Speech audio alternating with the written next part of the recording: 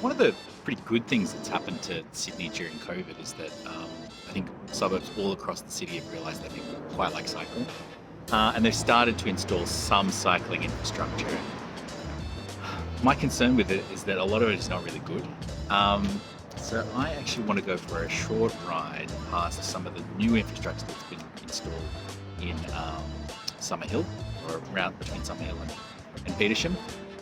Point out some of the problems with the way that they've set it up. I really think it's not well designed, it's not thought through, and it actually in some ways creates a more dangerous environment for cyclists. So come along and I'll show you what I'm talking about.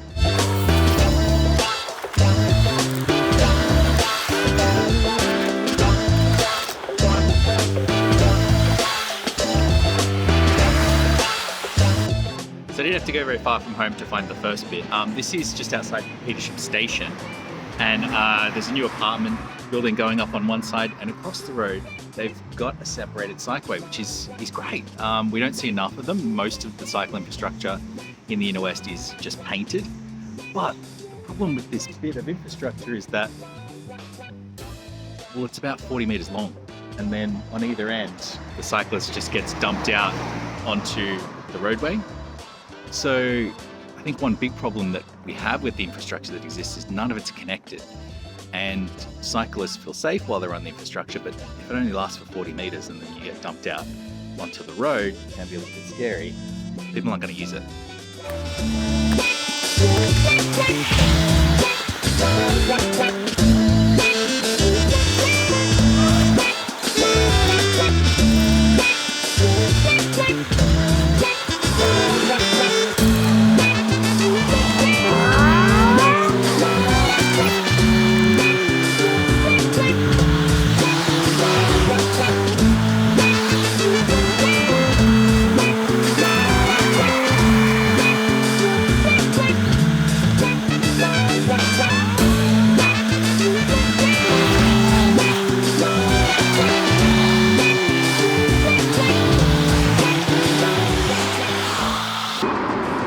So now I'm coming up on what I think is my least favourite bit of cycling infrastructure in all of Sydney.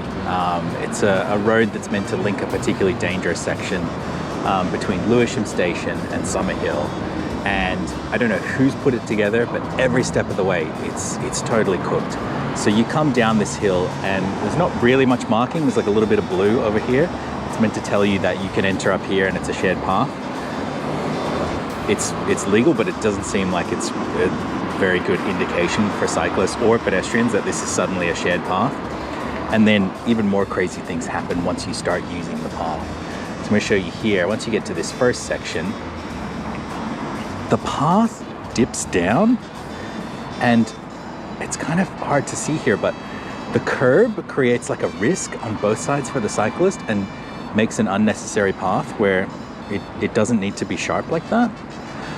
But these are the least of my worries. These things would be fine if not for other sections of the cycleway.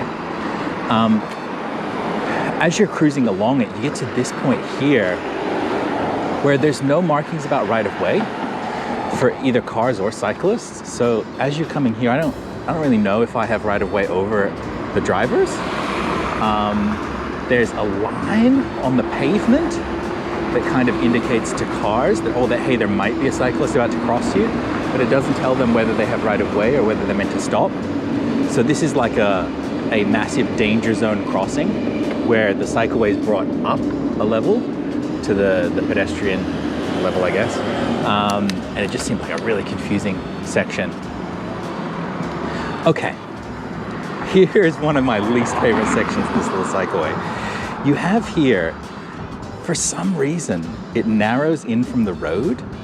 And I don't know why it does that, because it basically creates a safety hazard for cyclists. So if you were using the yellow patch of this cycleway and you suddenly ride forward, you're gonna get dumped like a curb straight onto that cycleway, which seems immensely dangerous to me. And then the next crazy feature, which, I mean, it's kind of hard to see, but they've set up a stormwater drain with a gap that Well, it's wide enough for a bike tire. So if you weren't paying attention, you came on the far left-hand side of the lane, you could easily have a traffic hazard just in that one spot. But we're still there's still worse parts of this really short couple hundred meters of cycleway. Oop, we got a little friend using the cycleway as well. Hey, buddy.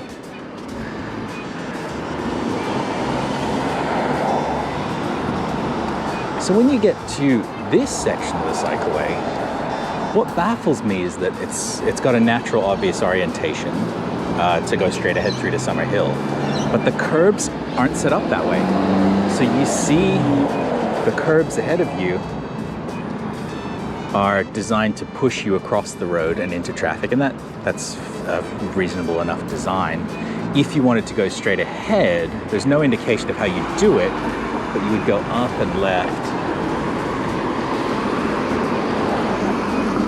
over onto this shared space, and then for some reason you have to come all the way over to the left to line up your orientation with the cycle path and not hit cyclists who are oncoming. There's not enough room on that ramp there for cyclists going in both directions to travel at once, so it's like a natural congestion point,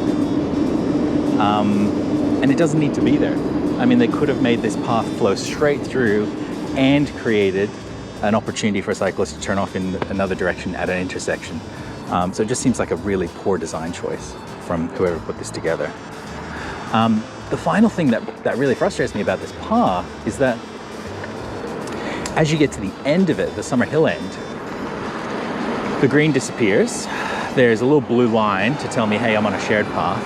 And then I get to this narrow corner and that's it. There's no more indication of what happens here. So at the end of the shared path and beyond it, all I see is this super narrow sidewalk. And I say, okay, well, I guess you're supposed to take that sidewalk. Obviously, it's too narrow for pedestrians and cyclists to safely use.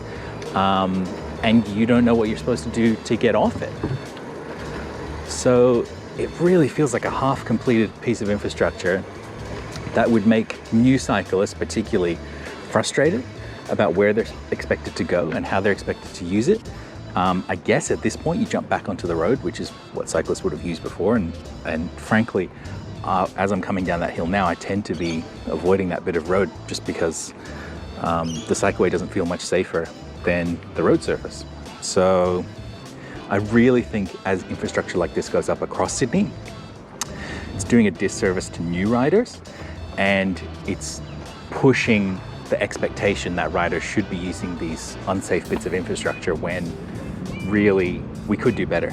I mean, we know that there are good design examples for how to create cycling priority on the roads, how to build really high quality infrastructure. It's not that this isn't, they've cheaped out. It took months to build this bit of infrastructure.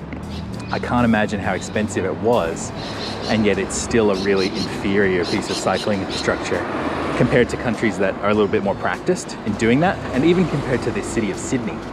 Within the city of Sydney, the cycling infrastructure is much more high quality, and it seems like they know what they're doing. So my hope is that the quality of cycling infrastructure in the suburbs continues to improve so that we can attract new cyclists, so that people recognize that it's a safe and reasonable activity, and so people want to cycle. I mean, that's the ultimate objective, right? It gets cars off the road and it keeps everyone safe. So let me know if you've seen similar things around your suburb, or dangerous spots where you think council has not done a good job protecting cyclists. I'm going to go on the rest of my commute. Thanks.